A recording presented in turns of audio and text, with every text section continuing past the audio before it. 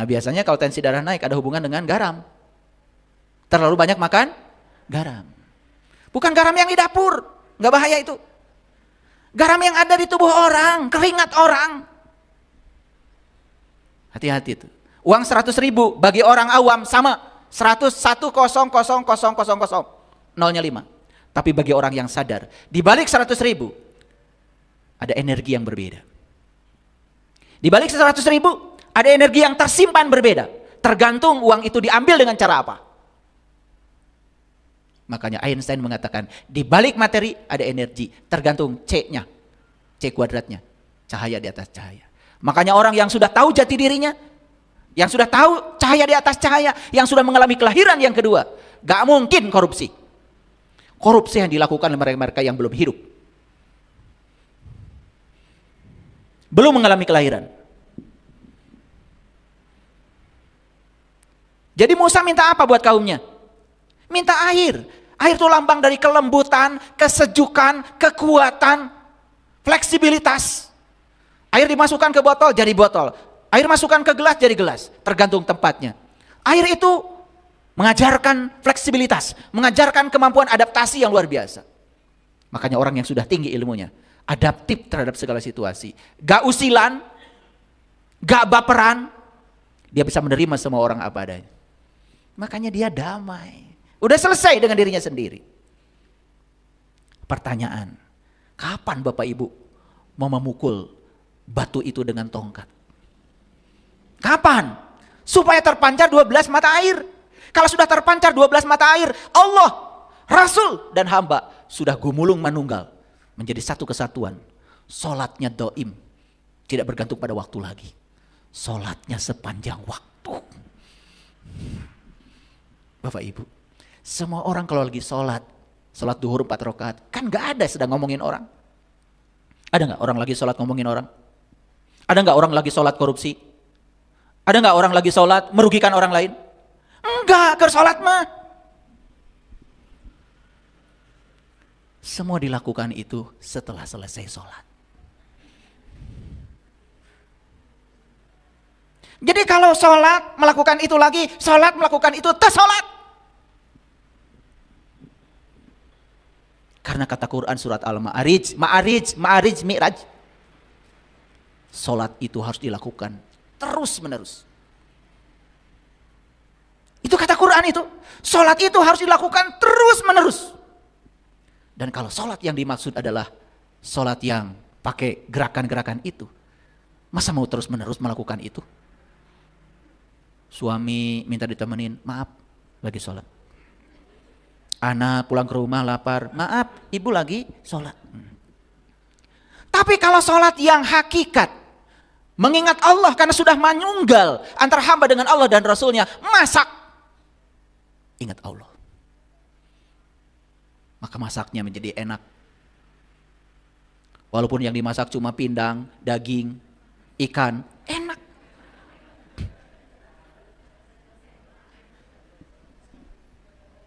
Ada riset yang bagus. Konon kabarnya kalau orang masak tidak punya cinta, katanya yang dimasak itu hasilnya beda frekuensinya, beda energinya. Oke, sampai sini mengerti? Jadi mengerti pesan ayat ini? Pertanyaannya, kapan Bapak Ibu mau menghancurkan batu itu? Kapan? Sekarang. Stop membicarakan orang, stop komentari orang. Terima semua kenyataan hidup apa adanya. Itulah cara kita menghancurkan batu-batu kita itu. Hancurkan batu itu supaya terpancar 12 mata air. Gitu. Coba seminggu setelah mendengarkan kajian ini, Bapak Ibu, mau marah, ingat, saya nggak mau menyakiti diri saya lagi.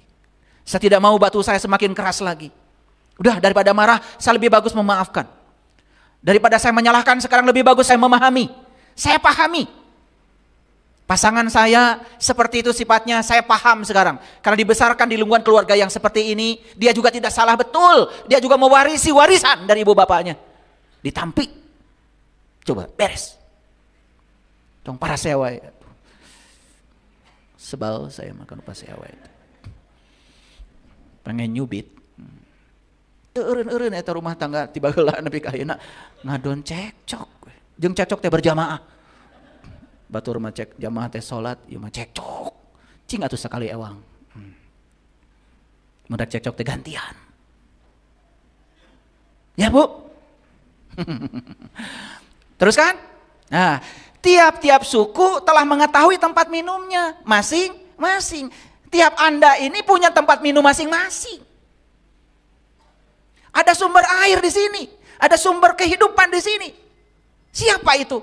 Allah Al-Latif, Allah yang Maha Lembut, tidak pernah meninggalkanmu, lebih dekat kepadamu daripada urat nadi leher. Tiap-tiap orang punya tempat minumnya sendiri-sendiri. Jangan cari tempat minum di luar dirimu. Kata Allah, segala kebutuhan tentangmu sudah aku sediakan di dalam dirimu. Da urang mah keluar wae. Kalau ada masalah mencari jalan keluar terus. Coba sekarang cari jalan ke dalam. Sudah terbukti kalian cari jalan keluar itu pasea berantem. Gak ada selesai-selesainya. Coba sekarang cari jalan ke dalam. Oh, rumah tangga saya begini. Jangan salahkan anak, jangan salahkan pasangan. Jangan-jangan salah saya. Sekali-kali itu salahkan maneh teh. Nyalahkan batur wae. Paham? Nah, nanti batu ini dihancurkan. Ego ini dihancurkan, lama-kelamaan perhatikan. Ternyata begitu saya mencari jalan ke dalam, kok semua yang di luar jadi berubah ya. Saya nggak pernah usil sama suami.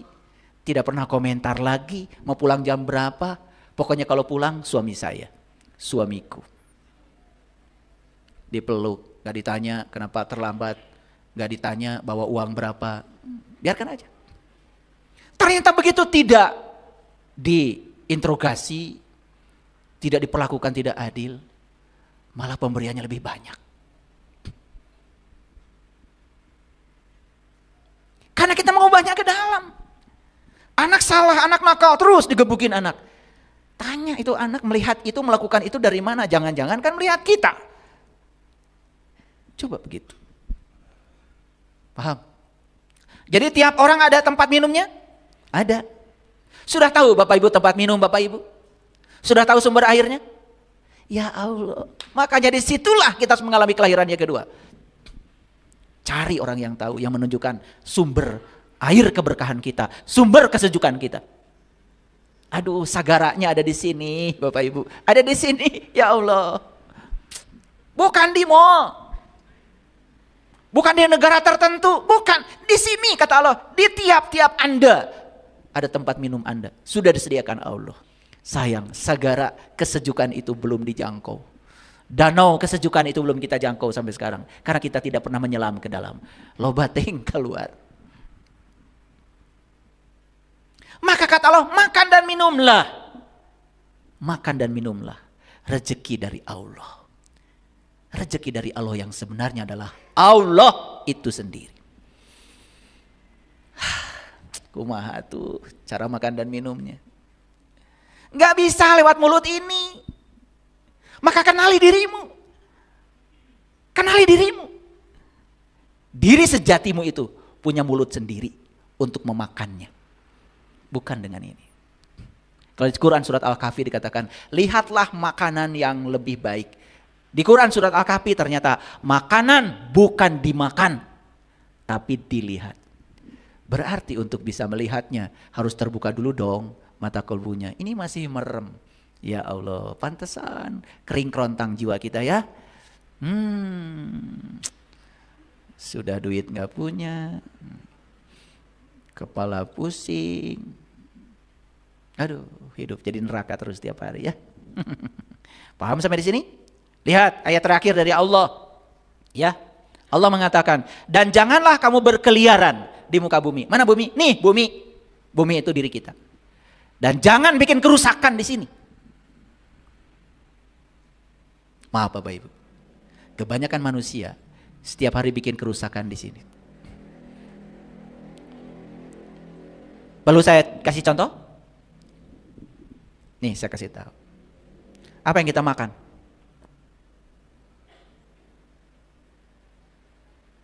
Dari mana asal usul? Di balik makanan yang kita makan ada energi masuk ke sini. Saya makannya sudah bagus Pak, sudah dihalal, sudah dizakati, bagian untuk orang lain sudah saya keluarkan. Bagus. Gimana urutan makannya? Oh saya kalau makan, pertama saya makan nasi dulu, saya makan daging, makan ayam, makan ikan. Setelah itu kalau keceklek baru minum. Setelah itu baru makan buah, cuci mulut. Waduh. Kalau orang model makan kayak gitu, urutan makannya udah salah, pasti lambungnya itu masalah. Kadar asam lambungnya tinggi, kenapa? Yang masuk nasi dulu, ikan dulu, semua yang padat-padat. Bagaimana lambung mau melarutkan makanan yang masuk padat? Begitu minum air, itu pun kalau keceklek, air kesambat di atas. Jadi air tidak bisa melarutkan makanan. Akibatnya lambung bekerja keras seperti mesin cuci, nyucinya banyak, sabun sudah masuk, ari cai poho.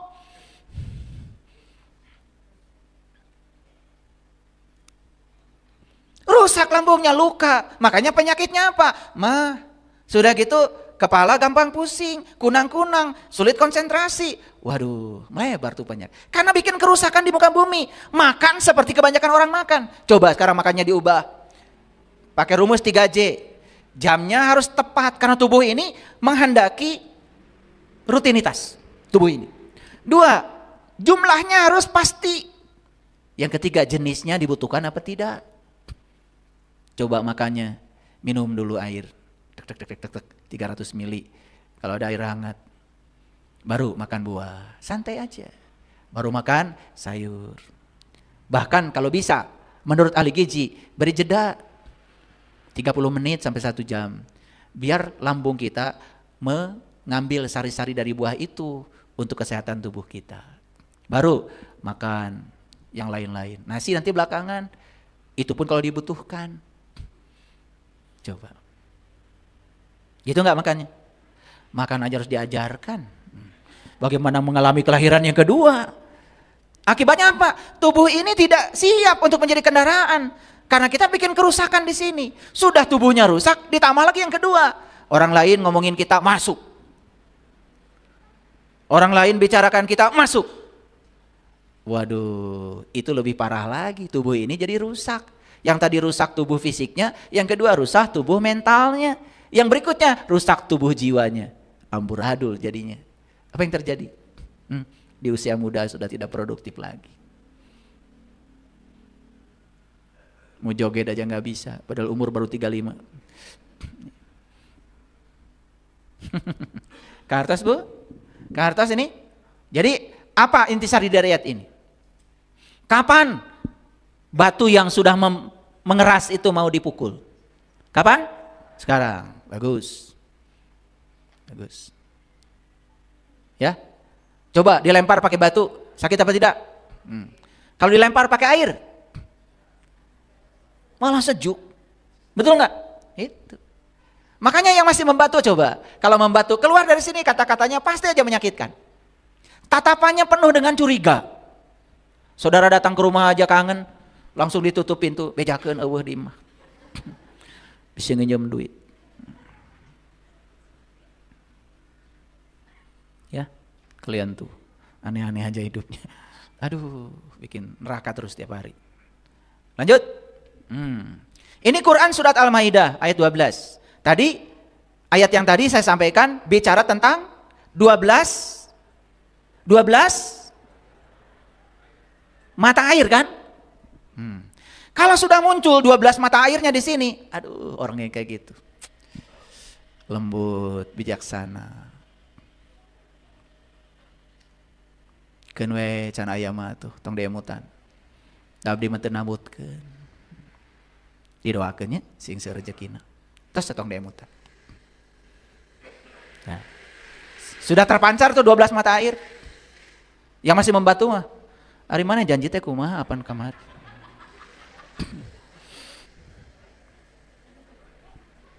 Hayang dilaporkan ke polisi.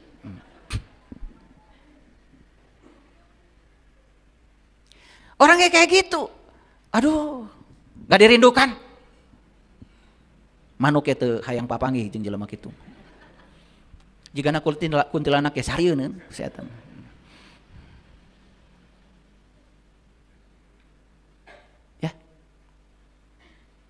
Kadang-kadang kita suka meremehkan hal-hal kecil. Aduh, tidak bijaksana. Tidak ada di sini itu keinginan menyenangkan orang lain, menenteramkan orang lain. Selalu ingin menekan. Yang penting saya senang. Batu udah ditenggel ku tongkat Musa. Ya. Siapa Musa? Musa itu ya seorang rasul di zamannya. Dalam konteks kekinian, tentu saja Musa yang sebenarnya adalah guru sejati kita di sini. Ikuti coba hati nuranimu di dalam.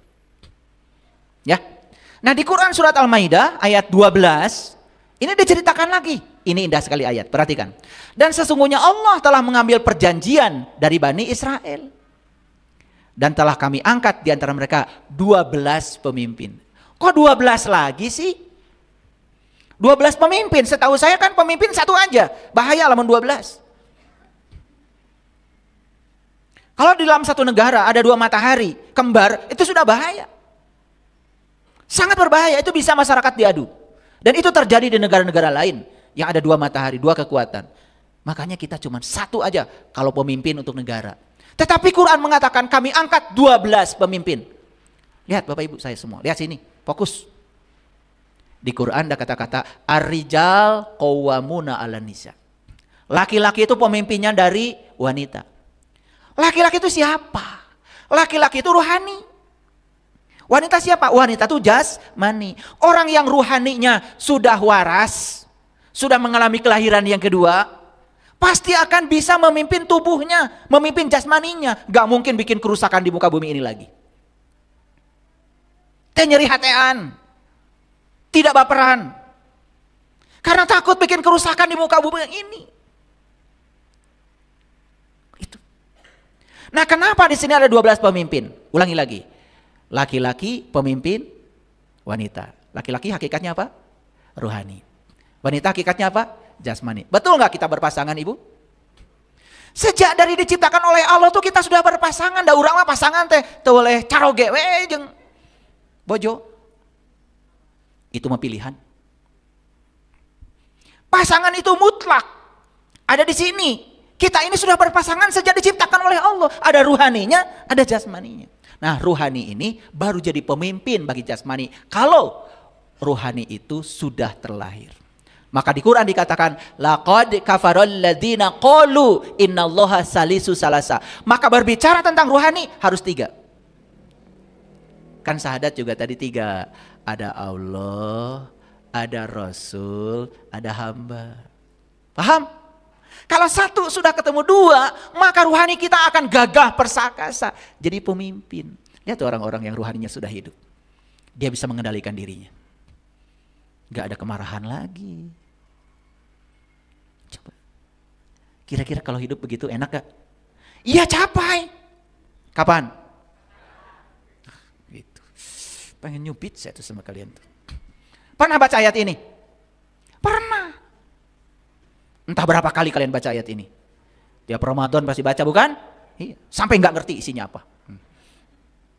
Nah, sekarang saya bacakan. Ya. Makanya di sini tidak ada tes baca Al-Quran, nggak ada. Sini. Kalau mau yang begitu silahkan cari tempat lain. Karena banyak yang mengajarkan itu. Kalau di sini ngajarin itu kan nanti Quran nggak tersentuh-sentuh isinya. Saya ingin membukakan isinya. Saya ingin membukakan mutiaranya Al-Quran. Mengerti sekarang? Makanya yang diangkat untuk menjadi 12 pemimpin Bani Israel. Orang yang berjalan menuju Tuhan. Yuk berjalanlah menuju Tuhan. Dan hebatnya Allah. Ketika Allah menghendaki hambanya menuju dia dan Rasulnya. Maka pintu-pintu dunia oleh Allah ditutup sementara waktu.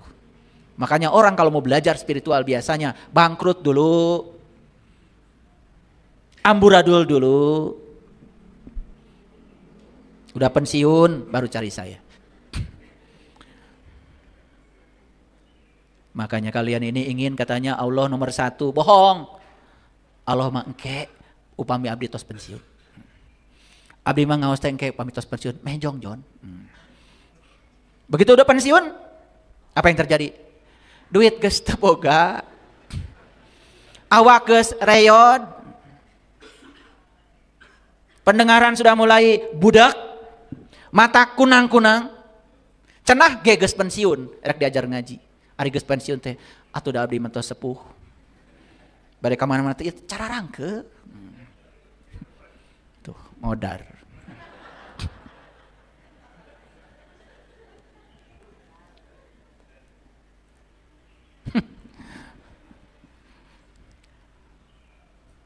Padahal kalau ngomong tuh kayak yang bener ya kita itu ya. Inna sholati wa nusuki wa mahyaya wa mamati lillahi rabbil alamin. Gusti abdi mah hirup abdi maut abdi mangga nyangkeun ka Gusti. Cek Gusti teh eta hirup anu geus pangsiun teh. Makanya saya mah gak heran kalau di kelas-kelas saya suka cerita. Saya mau bikin WC saya sekelas bintang 5. Duh hanya akal Pak. Abdina tos pensiun. Mana ke raya mah ingat-ingat acan henteu ya gitu. Makanya di Quran jelas manusia itu dikatakan innal insana khuliqa halu'a idza masau syarru zazua wa idal masalu khairul manwa illal musallin. Sesungguhnya manusia itu bersifat pelit dan keluh kesah. Apalagi ditimpa sesuatu yang menyenangkan dia lupa. Apalagi ditimpa sesuatu yang tidak menyenangkan dia kikir. Dia protes. Ilal musallin, kecuali orang-orang yang sudah sholat. Kan timbul pertanyaan, kenapa ya saya udah sholat masih kayak gitu? Tah, kumaha tah sholatna. Sok, makanya perbaiki. Jadi maulid dengan mi'rajnya Nabi Muhammad itu sebetulnya itu identik. Karena maulid dan mi'raj itu sama-sama kelahiran sebetulnya. Itu kelahiran ruhaniah. Saat dimana Nabi Muhammad awal mengenal Tuhan.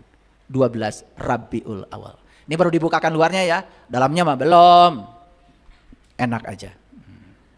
Dalamnya harus praktek langsung. Ya, ini baru teorinya itu. Supaya Bapak Ibu tahu, oh geningan ayat-ayatnya gitu. Ya, ada yang baru tahu kalau di Quran ada angka 12? Baru tahu hari ini? Alhamdulillah tuh hari ini gitu ya, jadi tahu. Lihat ayat ini. Setelah diangkat 12 pemimpin tadi, berarti ruhaninya sudah mengalami kelahiran. Kenapa? Ruhaninya sudah dilahirkan oleh Sang Maha Ruhani. Sudah mewarisi kodrat ilahi. Awas, perhatikan saya. Makanya Nabi Muhammad disebut tahaluk bi ahlakillah. Kenapa? Karena akhlaknya Nabi itu adalah akhlaknya Allah. Kenapa? Sudah menyerap kodrat ilahi. Kenapa menyerap kodrat ilahi? Karena beliau sudah mengalami kelahiran yang kedua. Di kelahiran yang kedua, yang melahirkan bukanlah tubuh. Yang melahirkan adalah Dia yang Maha Ruhani. Itu yang namanya hidayah. Oh ya Bapak Ibu, kayak hidayah. Terang hidayah teh naon? Tuh. Hoyong cenanya, ari taros hidayah teh naon? Teuing da ceuk batur oge alus cenah hidayah teh. Dah Masjid abdi ge eta namina Al Hidayah. Hidayah itu bahasa Arab dari kata hudan. Hidayah itu Al Hidayah berarti petunjuk.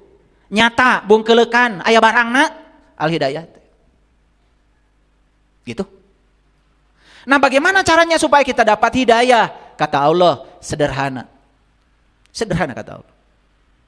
Alladzina yastami'una al-qaul fayattabi'una ahsanahu ulaika hadahumullah ulaika hum ulul albab.